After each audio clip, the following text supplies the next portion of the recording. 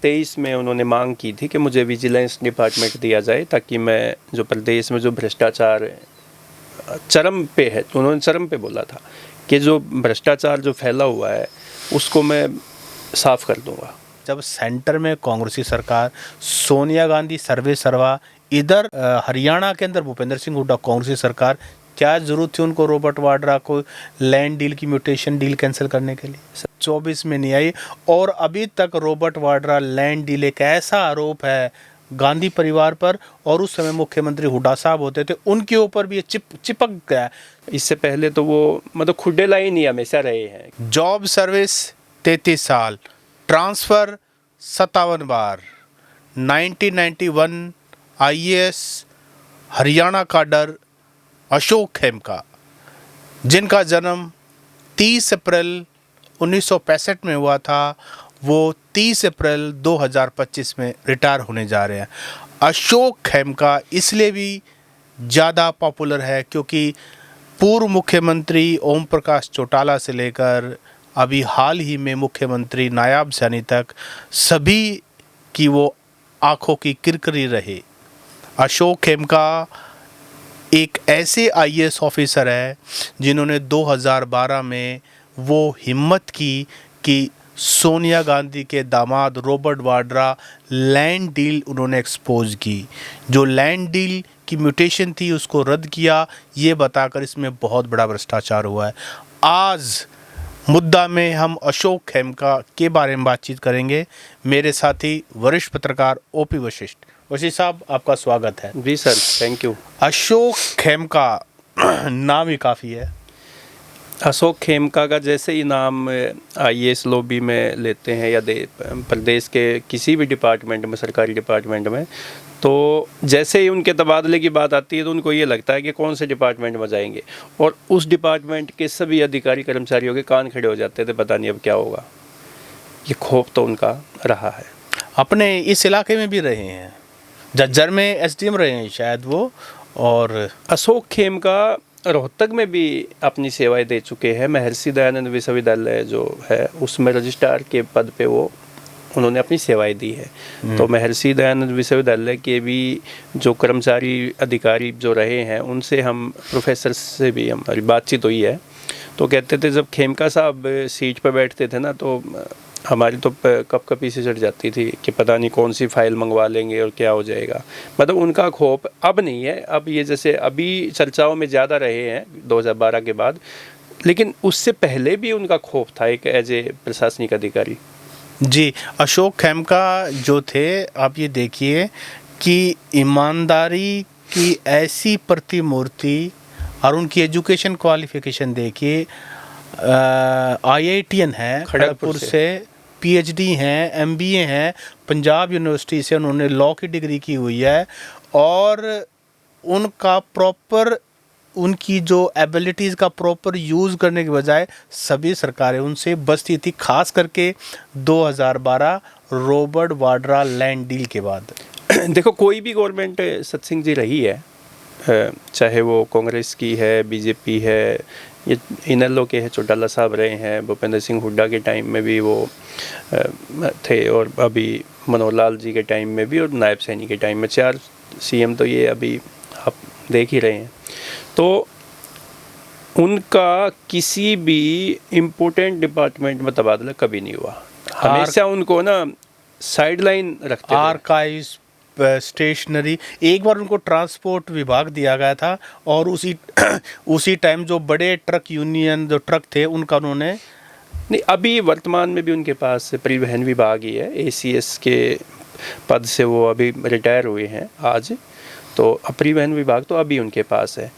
इससे पहले तो वो मतलब खुडे लाइन ही हमेशा रहे हैं कि भाई ऐसे डिपार्टमेंट में उनको नहीं भेजती थी कोई भी गवर्नमेंट, कि पता नहीं कौन सी फाइल खुलवा देंगे, कौन सी इंक्वायरी निकाल देंगे, किसके खिलाफ मुसीबत खड़ी हो जाएगी। तो हमेशा ऐसे डिपार्टमेंटों में उनको रखा गया कि जो जिसमें ज़्यादा चर्चाओं में नहीं होते थे, ज़्यादा काम, पब्लिक डीलिंग का काम कम होता था, तो बचते ही थे, ये कह सकते हैं। इसी बात से आहत होकर उन्होंने कहा था कि सैलरी मेरी 30 से 40 लाख, 40 लाख, और मेरा काम सिर्फ 8 मिनट का रोज़ाना। अब ये देखिए कि वो खुद काम करना चाह रहे थे, लेकिन उनकी ईमानदारी। मतलब व्यथित होके उन्होंने ये बात कही ना, दुखी होके, कि भाई मैं एक सीनियर आईएएस ऑफिसर हूँ और मेरे को ऐसे डिपार्टमेंट में मेरी पोस्टिंग की जाती है जहाँ पे मैं काम ही नहीं कर पाता, मेरे लिए कोई काम ही नहीं है। और ऑफिस में, जहाँ जिस ऑफिस में उनको बिठाया जाता है डिपार्टमेंट के ऑफिस में, वहाँ पे तो वो एक सीनियर आईएएस ऑफिसर का जो एक ऑफिस होता है, उनका कैंप ऑफिस भी होता है, वैसे ऑफिस भी होता है। तो वहाँ पे जो व्यवस्थाएं, जो सुविधाएं, जो मैन पावर, जो कर्मचारी दिए जाते हैं, वो नहीं मिलते थे उनको हमेशा। स्पोर्ट्स डिपार्टमेंट में भी कुछ दिन आए थे तो वो ग्राउंड्स में निकल गए। कोच जो है उनकी हाजिरी लेनी शुरू कर दी उन्होंने। जब अनिल विज खेल मंत्री के तौर पे काम कर रहे थे तो खेल विभाग थोड़े से दिन उनको दिया तो खेल विभाग की रेल बना दी उन तो अनिल विज ने उनके बारे में कहा था he is rare breed IAS officer. ऐसा ऑफिसर तो रेयर ब्रीड है, और 10 में से उन्होंने 9.5 नंबर उनको। देखो, अनिल विज के नंबरों से कोई, मुझे नहीं लगता कि अनिल विज के तो खुद ही नंबर गायब हो रहे हैं। नहीं, अभी नहीं, मैं उसी समय की बात उसी समय के भी वो कहते थे कि मैं गब्बर है, अनिल विज है नाम मेरा, लेकिन किसी का मेरे ख्याल में कोई भी डिपार्टमेंट जिस इस विभाग उनके मंत्रालय में रहे हैं, वो मुझे तो नहीं लगता कि कोई विभाग के अधिकारी कर्मचारी उनसे ज़्यादा नहीं इम्प्रेस हुए होंगे उनके काम से, या दो पब्लिक में तो उनकी नहीं। देखो दो बातें हैं। एक तो होता सिस्टम को सुधारना। ऐसे आईएएस ऑफिसर बहुत सालों में कोई कोई मिलता है। अब ये बताइए, एक समय तो ऐसा था अशोक खेमका से उनकी कार तक छीन ली थी, वो सचिवालय पैदल जाते थे। अब ऐसे उसके बावजूद भी वो अपनी ईमानदारी पर अडिग रहे। नहीं तो आप मुझे बताइए, 2012 में जब सेंटर में कांग्रेसी सरकार, सोनिया गांधी सर्वे सर्वा, इधर हरियाणा के अंदर भूपेंद्र सिंह हुड्डा कांग्रेसी सरकार, क्या ज़रूरत थी उनको रॉबर्ट वाड्रा को लैंड डील की म्यूटेशन डील कैंसिल करने के लिए? सत सिंह जी, मैं वही तो कह रहा हूँ ना, ऐसे ऑफिसर विरले ही होते हैं और हज़ारों लाखों में ऐसे ऑफिसर होते हैं कि जो सीधे सीधे सरकार से टक्कर ले जाए। अब वो भी देखो, सेंटर में भी यूपीए की गवर्नमेंट और हरियाणा में भूपेंद्र सिंह हुड्डा की कांग्रेस की गवर्नमेंट। इसके बावजूद उन्होंने जो इंडिया का जो सबसे पावरफुल जो परिवार है, लेडी है सोनिया गांधी, उनके दामाद की जो डीएलएफ लैंड डील का जो विवाद है, जो फाइल है, वो खोलना, इंक्वायरी बिठाना और वो म्यूटेशन रद्द करना, ये बहुत ही डेयरिंग काम है, बहुत बहादुरी का काम है किसी ऑफिसर के लेकिन आप ये बताइए, सिर्फ एक उस काम ने जो उन्होंने एक्सपोज किया, पूरी कांग्रेस सरकार को पलट दिया। बीजेपी को एक ऐसा हथियार मिल गया, आज तक भी दामाद की सरकार, मोदी साहब की आपने कई बार सुने हो, सभी बोलते हैं, ये तो भाजपा का था कि ये तकिया कलाम एक डायलॉग है ये, कि दामाद की सरकार, हरियाणा की बात आ जाएगी तो बाबू बेटे की सरकार, सेंटर की बात आ जाएगी तो दामाद की सरकार।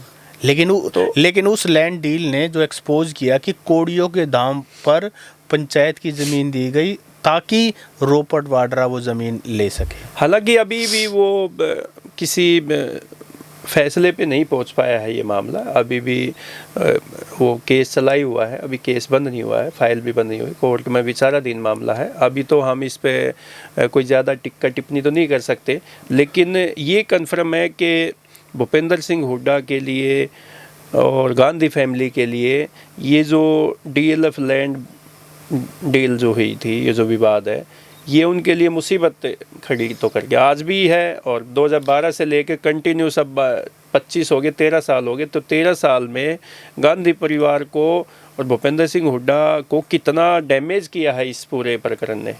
जी, और डैमेज नहीं किया, आप ये बताइए।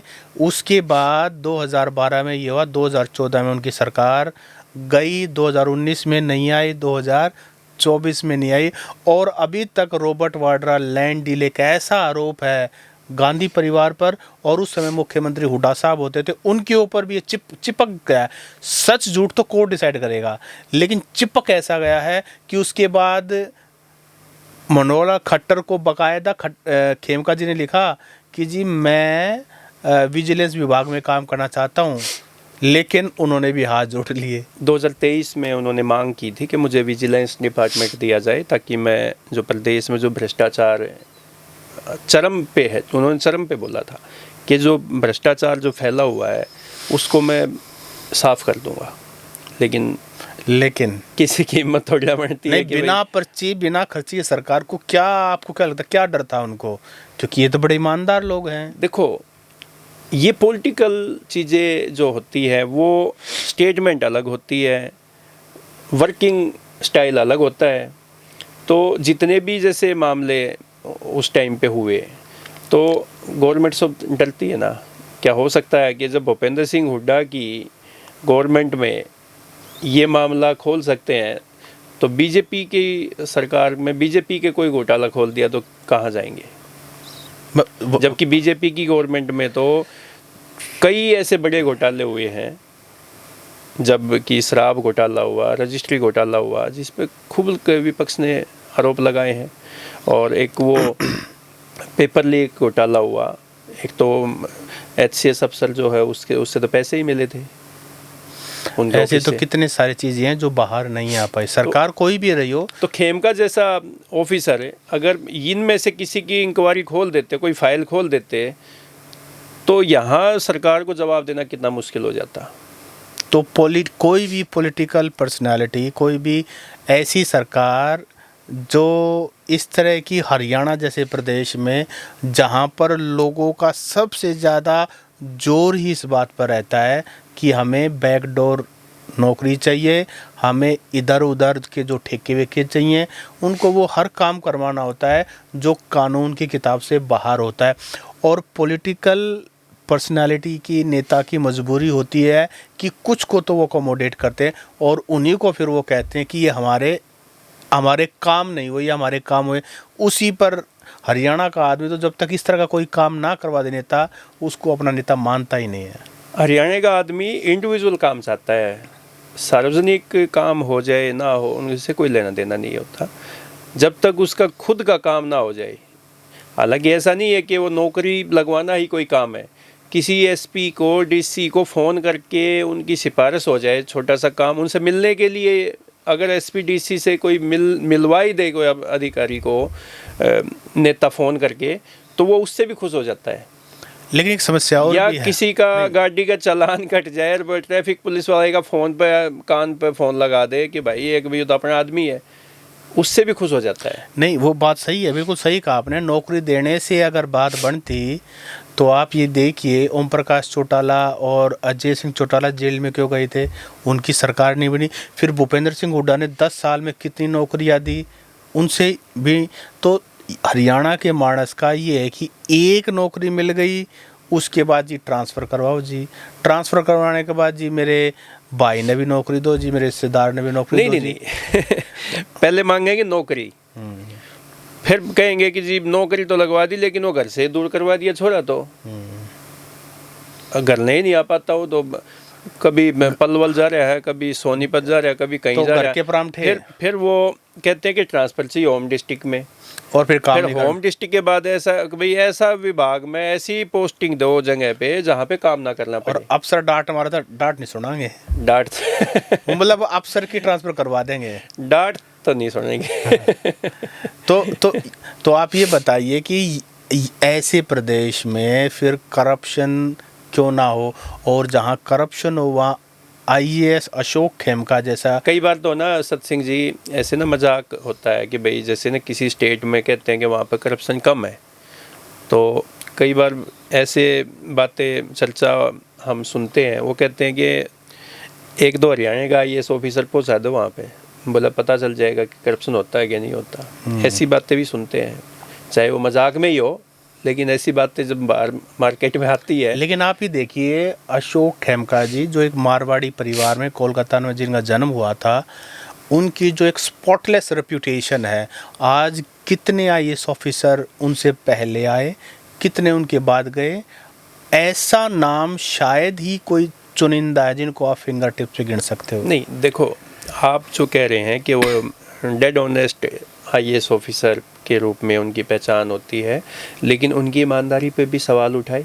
उन्हीं के लॉबी में IAS ऑफिसर है संजीव वर्मा जी। उन्होंने जब ये खेमका जी हरियाणा वेयर हाउस में पोस्टिंग थी उनकी, तो वहाँ पे कुछ लोगों की नियुक्तियाँ हुई थी 2-3, और वो नियुक्तियों को लेके संजीव वर्मा जो IAS है उन्होंने उस पे ऑब्जेक्शन उठाए थे और शिकायत भी सरकार को भेजी थी कि इनके खिलाफ अगेंस्ट एक FIR भी होनी चाहिए, ये जो नियुक्तियाँ की गई है वो गलत की गई है।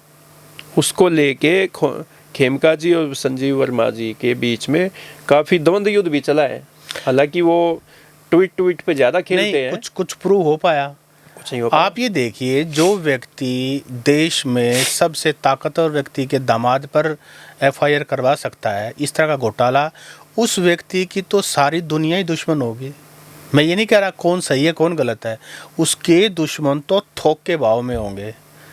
तो उस व्यक्ति पर आरोप लगना, उस व्यक्ति पर ट्वीट खेलना, मुझे नहीं पता संजीव वर्मा जी ने जो कहा वो सही है गलत है, वो तो जांच का विषय। बल्कि एक पोस्ट भी डाली थी पीछे कि भाई वो जब उनकी लास्ट पोस्टिंग कहीं पे हुई थी शायद परिवहन में या किसी डिपार्टमेंट में, तो संजीव वर्मा जी ने एक पोस्ट भी डाली थी कि मलाईदार पद पे पोस्टिंग ले ली है, ऐसा कुछ उन्होंने कहा था। तो काफ़ी लंबा इनके बीच में 36 का आंकड़ा चला हुआ है, अभी भी चला हुआ है।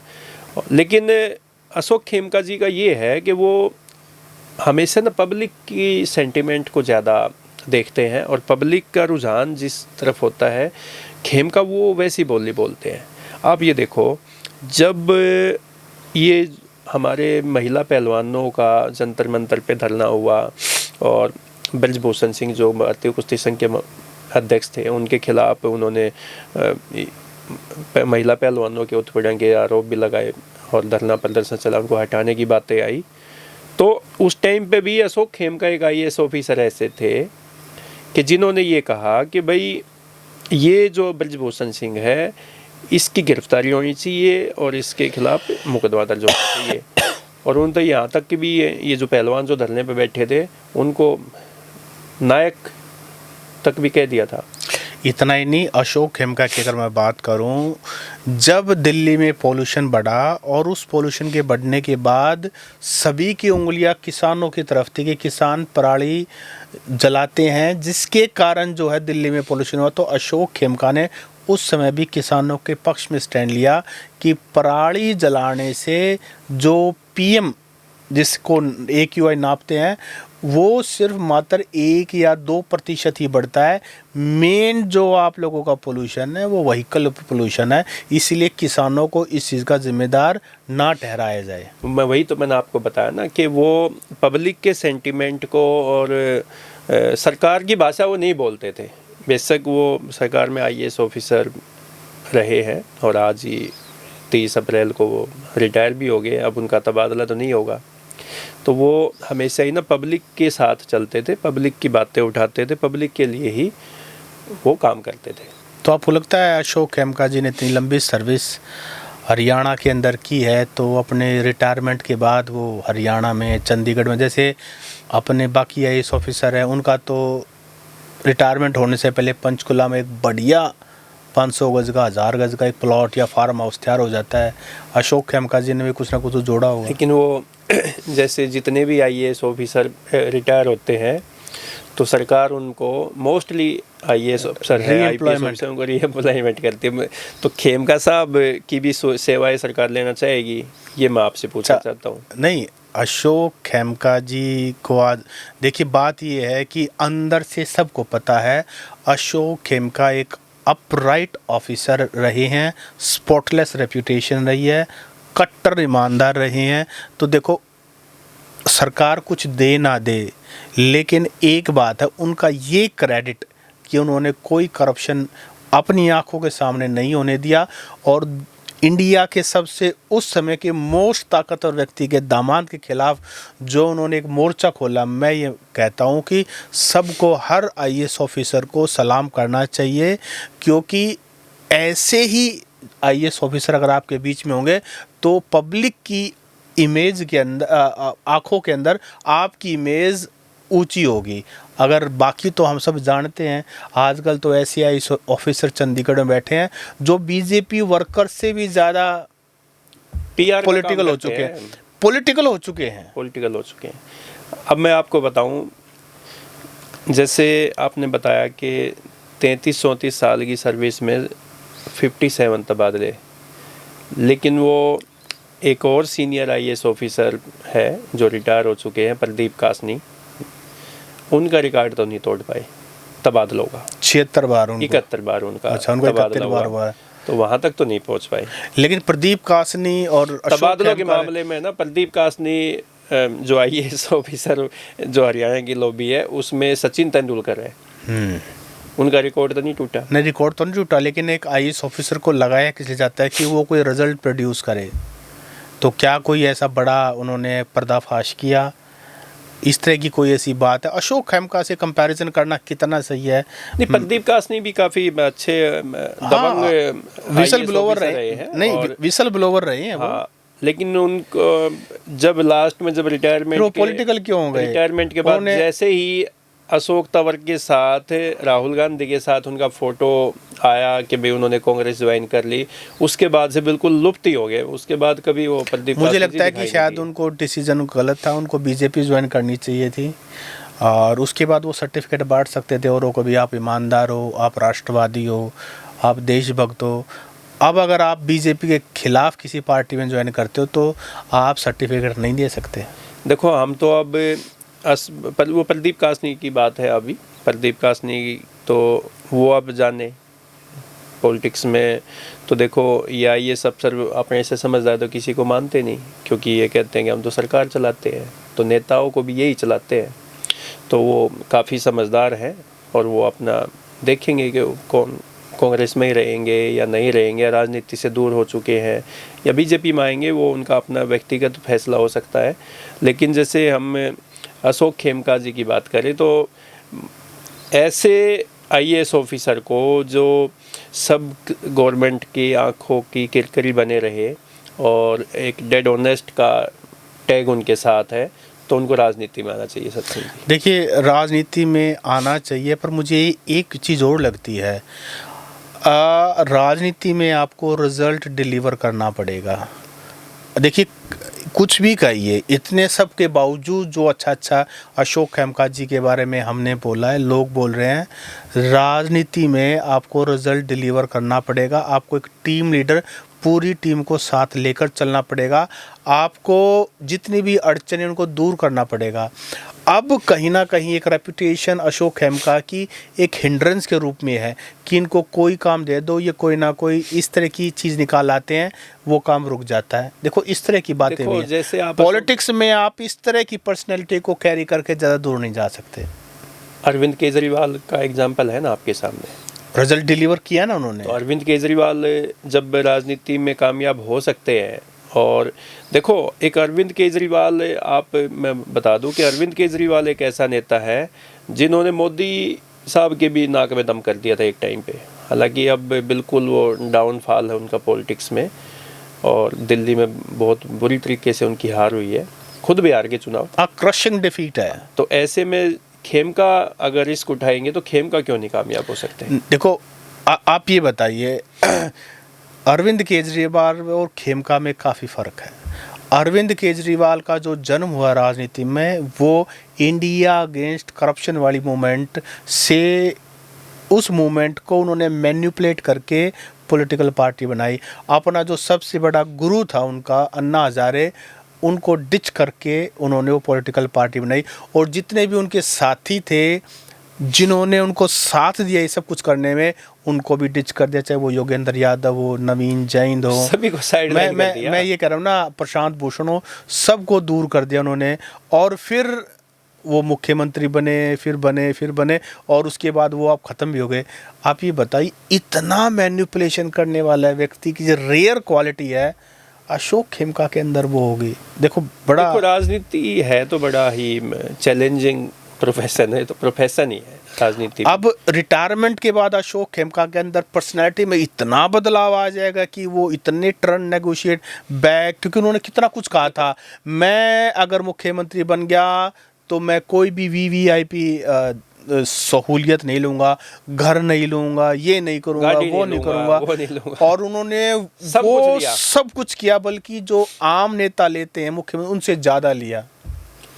तो अशोक खेमका के अंदर ये क्वालिटी, देखो अशोक खेमका इंटेलिजेंट है और He is- ऊपर से बंगाली है, मेरिटोरियस हैं भाई, और बंगाली तो PhD वैसे भी है। बुद्धिमान ज्यादा ही माने मैं कह जाते रहा हैं। हूँ IITN है, PhD MB है, लॉ डिग्री होल्डर है, कितना वास्ट एक्सपीरियंस है।